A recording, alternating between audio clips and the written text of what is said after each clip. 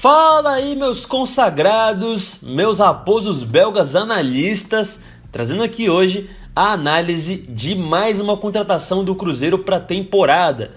E hoje é reforço de peso, hein?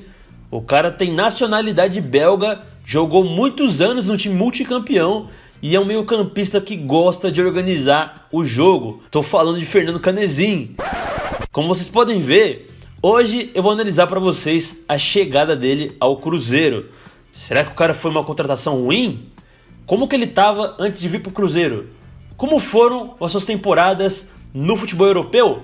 Tudo isso e muito mais eu conto para vocês agora no vídeo de hoje. Com uma curiosidade envolvendo o Lukaku, centroavante do Chelsea. Eu vou falar para vocês o que Fernando Canezin e Lukaku tem a ver. E cara, é uma história muito aleatória. Então fica aí. Só pedir antes para você deixar aquele likezão cabuloso que ajuda demais o canal a crescer. E também me diz se vocês estão gostando ou não dos conteúdos do canal. Peço também para você se inscrever para a gente poder continuar crescendo cada dia mais. E se você quiser concorrer a camisas do Cruzeiro pagando apenas R$ 8 por mês, torne-se membro clicando aqui embaixo em Seja Membro.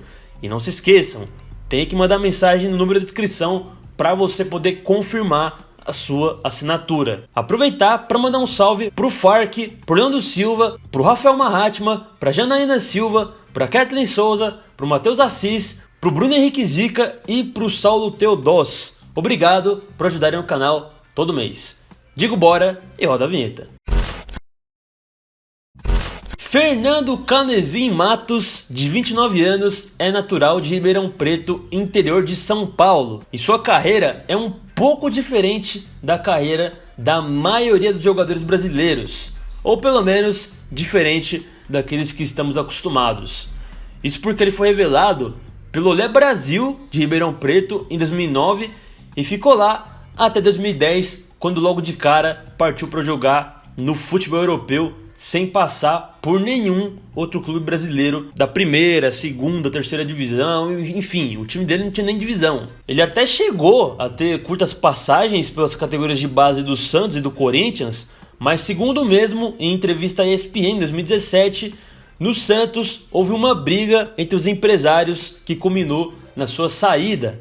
Já no Corinthians, ele foi emprestado por 6 meses, só que acabou perdendo o pai. E para ficar perto da família, retornou ao Olé Brasil. Não existem dados dele daquela época, jogando pelo time de Ribeirão, mas é certo que ele teve um destaque, principalmente na Copinha de 2010, que lhe rendeu um período de testes em um dos maiores clubes da Bélgica, o Anderlecht. Primeiro, ele foi para lá apenas para ficar treinando. Retornou ao Brasil para se destacar na Copinha, depois voltou para o Anderlecht, só que dessa vez por um empréstimo de 6 meses. Nesse período, ele ficou no time sub-21, mas aí conseguiu se destacar e consequentemente ser contratado por 3 temporadas. E o destaque foi tanto que logo na primeira temporada ele recebeu uma investida do Napoli, da Itália, mas aí o Anderlecht recusou a oferta. Nesse período de Anderlecht, Canezin até que teve temporadas regulares, tendo em vista que ele não era um bom titular, mas era um bom reserva.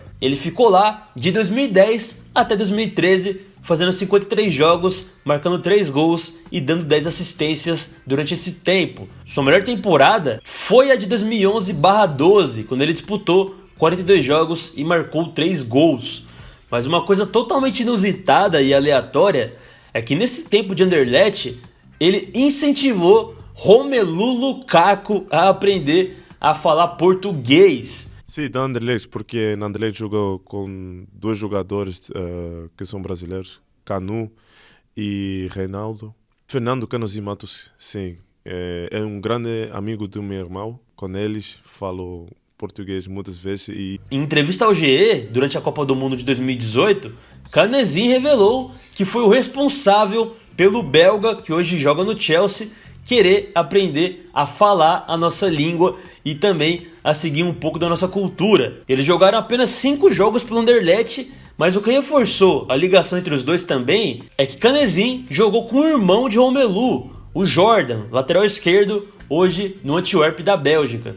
Depois dessa passagem pelo Anderlecht, Canezin foi parar em outro clube da Bélgica, o Ostende. E por lá ele conseguiu ser mais regular do que no Anderlecht, já que em quase todas as temporadas que ele disputou, ele fez mais do que 30 partidas, menos a de 2019/20, que fez 17, sendo essa inclusive a sua última temporada por lá. Mas como eu falei, talvez essa tenha sido a equipe onde ele mais conseguiu jogar melhor. Foram 233 jogos, 22 gols e 40 assistências. Números que num primeiro momento parecem incríveis, mas temos que considerar que ele ficou lá por 6 temporadas e a média de partidas em cada uma delas foi de 30. Somando os títulos, foram 2 campeonatos belgas e 3 Supercopas da Bélgica. No fim de 2019, Canezin definiu o seu retorno ao Brasil. Livre no mercado, ele assinou com o Atlético Paranaense por 2 temporadas. Mas no Atlético as coisas continuaram sendo como foram na Bélgica. Ele não conseguiu ser um jogador de muito destaque. O destaque dele não passava de alguns bons jogos quando saía do banco. O 2020 dele até que para uma reserva foi razoável.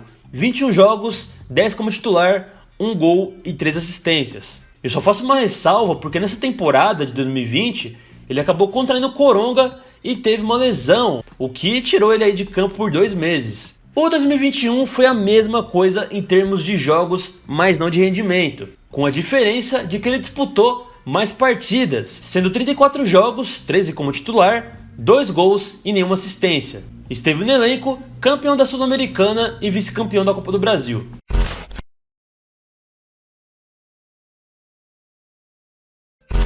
Agora vamos falar sobre as suas características. Fernando Canezin é um meia que poderia fazer 3 funções no meio campo, pelo que eu analisei de números, vídeos e entrevistas. Ele tem um bom condicionamento físico e consegue fazer boas interceptações de passes no meio campo.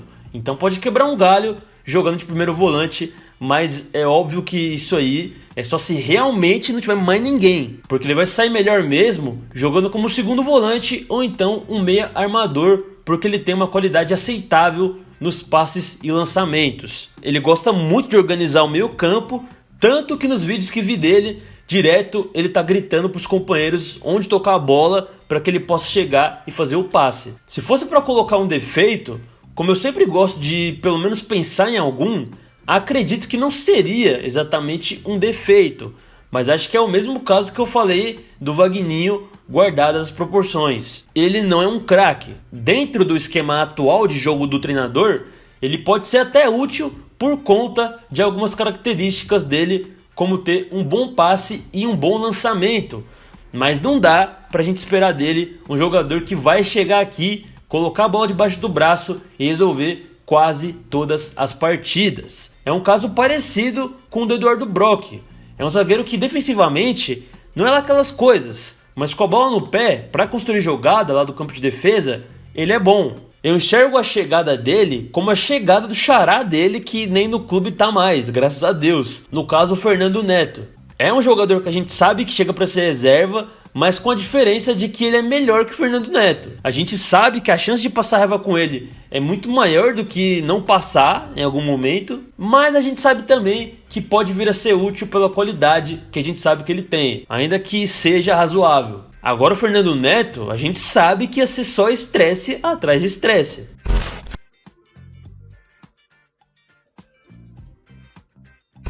Não foi uma negociação complicada, foi até rápida, aliás. Ele chega a custo zero na transferência e duvido muito que o Cruzeiro tenha pago luvas pela assinatura, o que é uma prática comum com jogadores que estão livres no mercado. Mas isso é com jogadores badalados e que estão sem contrato. No caso, o Fernando Canezin está em baixa já tem muito tempo. O vínculo dele é até o fim dessa temporada e com possibilidade de renovação para mais uma.